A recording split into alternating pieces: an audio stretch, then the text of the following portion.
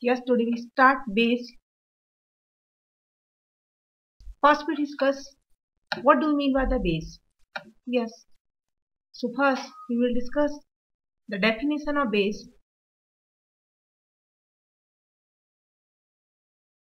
A base is a compound which contain one or more replaceable OH negative or hydroxyl group. It means a base is a compound which contains one or more OH minus ions, and OH minus ions also called hydroxide ion. For example, we are taking sodium hydroxide NaOH. So we can say that is a base since it gives OH minus ion when it dissolves in water. NaOH at room temperature which exists in the solid form. This S the symbolize of the solid form. When it is dissolved in water, after dissolution it gives Na plus, that is dissolved in water, which is called Na plus aqueous. Na plus aqueous, it means this Na plus ion exists in the water plus OH negative aqueous is also called hydroxide ion. So we can see that sodium hydroxide, that NaOH is a base since it gives OH negative ions. Similarly, if we are taking the example of KOH, it also gives OH negative ions like NaOH, and calcium hydroxide CaOH whole twice, it also gives OH negative ions. When it is dissolved in water, its another name is slate lime. Now, we are saying that when compound dissolves in water, then it gives OH negative ions. That will termed as base. So, here is the one important note is, if base is water soluble, then it is called alkali. For example, NaOH, KOH, RbOH, its name is rubidium. Whole name is rubidium hydroxide. All these three terms substance are termed as alkali since all are soluble in water. Now, if we are taking a base that is not completely soluble in water, that term only base. So, base, it is not completely dissolved in water. It is not completely dissolved in water. For example, we are taking the example of FeOH whole twice, FeOH whole thrice. These are called only base. So we can say that all alkalis are base, but all bases are not alkali. It means we draw a figure. So here is the small figure, and alkali like sodium hydroxide, potassium hydroxide, and surrounded by the base like AlOH whole thrice or FeOH whole thrice. So we can say that all alkalis are bases, but all bases are not alkali. Means all alkalis are base, but all bases are not alkali. Now after this we will discuss about physical properties of the bases. Physical properties of the bases. The first one is bitter in taste. Second is soapy to touch. And third is some are water soluble. Fourth one is aqueous solution conduct electricity. And fifth one is turns red litmus to blue litmus. So these are some physical properties of the bases. Now we will discuss about classification of the bases. There are so many criteria for the classification of bases. We will discuss. We are taking first criteria on the basis of their strength. When we are taking the criteria of the strength, then we are talking about number of OH negative ions or hydroxide ion that will be given by of that particular base or alkalis. If alkalis or bases gives more number of OH negative ions, then we can say that there is a strong base, and if gives less number of or lesser number of OH negative ions, then that is a weak base. So on the basis of their strength, we can divide into two categories. First one is strong base and second is weak base. So first we are taking strong base. What about strong base? Bases or alkalis which gives more number of OH negative ions means they are completely ionized.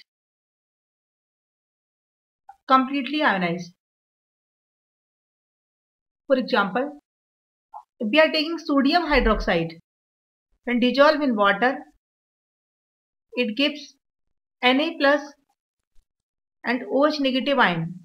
Suppose we are taking initially that is 100 or 100% NaOH.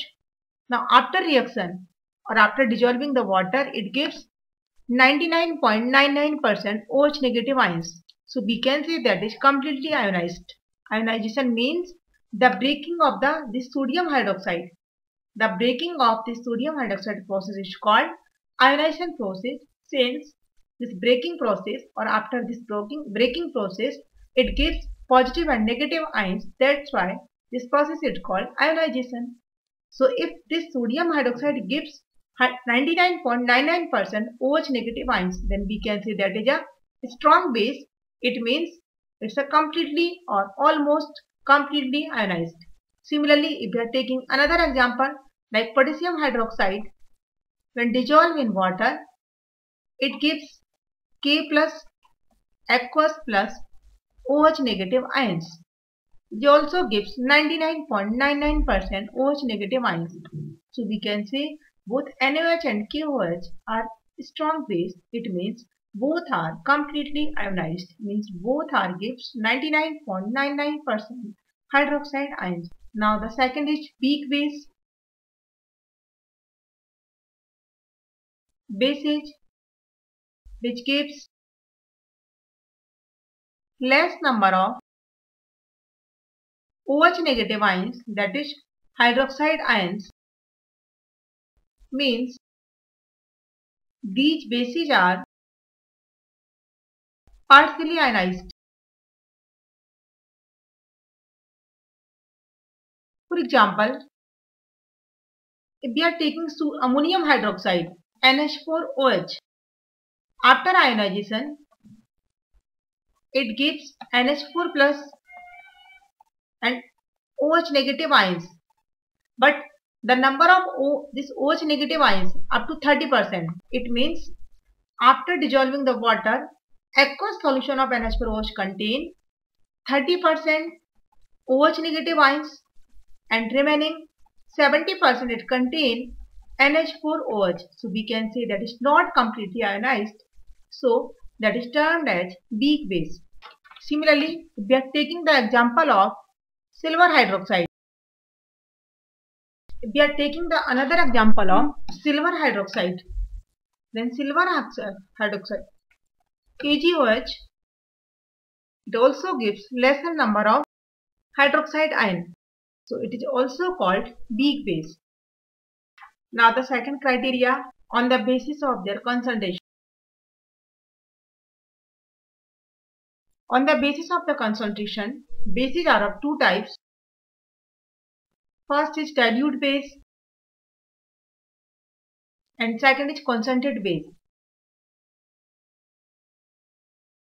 This criteria depend upon the amount of base. We are taking the dilute base, then we can say simply that in that case H2O is greater than amount of base. And if we are taking the criteria of concentrated base, then we can say that amount of base is greater than water. Now we are discussing some important usage of bases.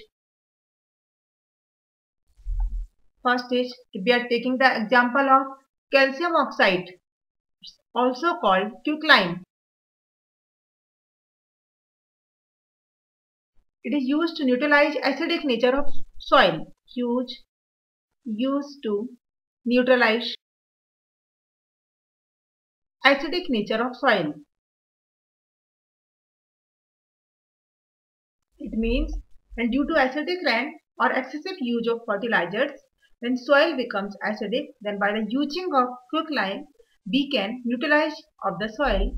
For example, second is QoH, potassium hydroxide, also called caustic potash. It is used to conduct electricity between two electrodes. So these are the some usage of the bases. Now we are discussing about neutralization reaction or neutralization. The reaction between acid and base is called neutralization reaction, and the equation is called neutralization equation. So we can simply then say that a reaction between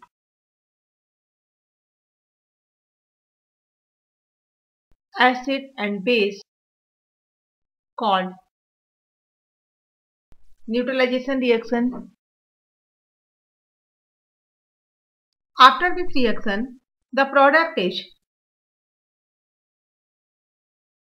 salt and water.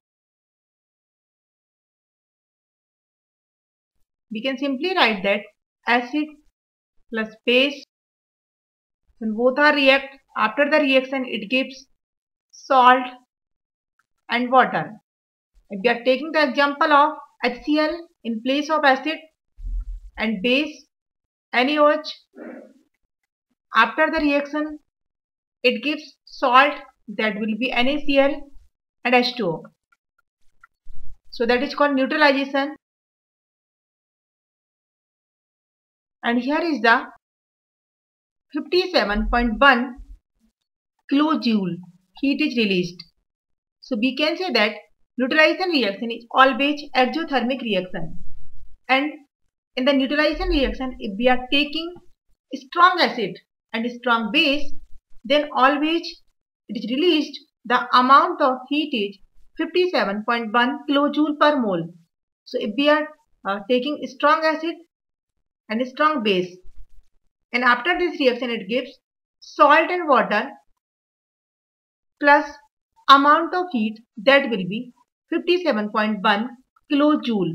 And if we are taking weak acid or weak base, then amount of the heat liberated always less than 57.1 kilojoule. For example, if we are taking a CH3COH, we know that it is a weak acid, and when it is react with a strong base like NaOH, it is a strong base. After the reaction, it gives a salt, that is CH3COONA plus H2O plus heat energy, but in this time the amount of heat energy is less than 57.1, energy less than 57.1. Since in that case some amount of the energy is used for the ionization of this weak acid, and if we are taking both are the strong, then there is no need for the ionization energy. But if we are taking the weak acid or weak base, then some amount of the energy is used for the ionization of the weak acid or weak base. So that's why when we are taking the weak acid or weak base, then amount of the energy decrease, and we are taking both are weak, then amount much more decreased than 57.1. So we are saying that neutralization reaction is always exothermic reaction.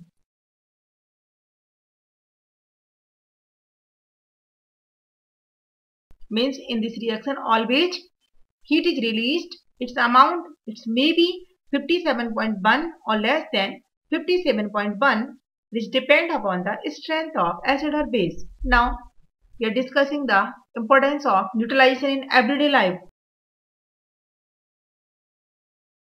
Neutralization in everyday life. First one is in indigestion.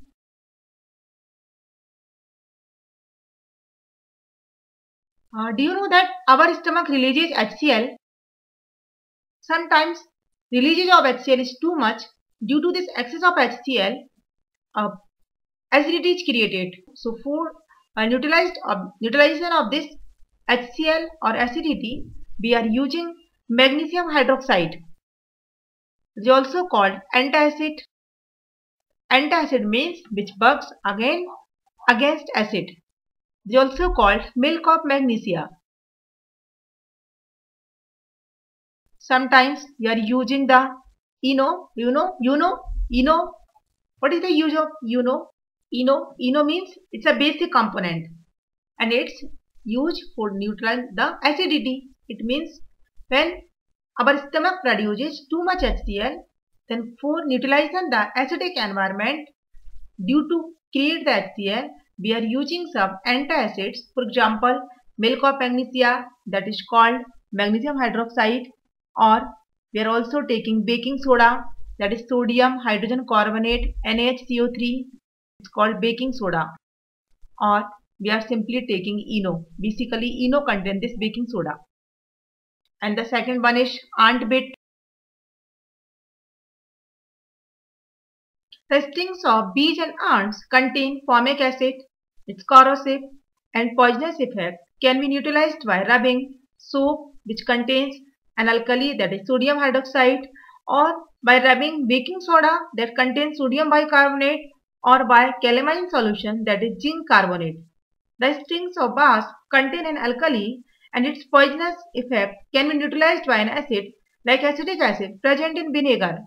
So if ant which contain formic acid HCOH, it is neutralized by the soap that contain alkali NaOH, or baking powder, so baking soda, that is sodium bicarbonate NaHCO3, and if ant beach contain a base or alkali,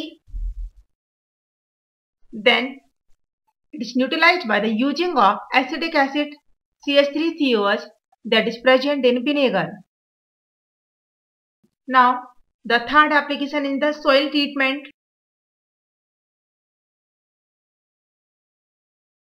Due to acidic rain or excessive use of fertilizers, soil becomes, it may be acidic or it may be basic. If soil is acidic, then by the using of calcium oxide or calcium hydroxide, we can neutralize the acidic effect of soil and we can ultimately obtain a neutral soil. And the fourth one is factory wastage. The wastage of many factories contains acid. If they are allowed to flow into the water bodies, the acids will kill fish and other organisms. The factory wastage are therefore neutralized by adding basic substances. So acidic factory wastage neutralized by the adding of basic substances. So these are the some important uses that we are used in the daily life. Now in the next lecture we are discussing about indicators. Thank you.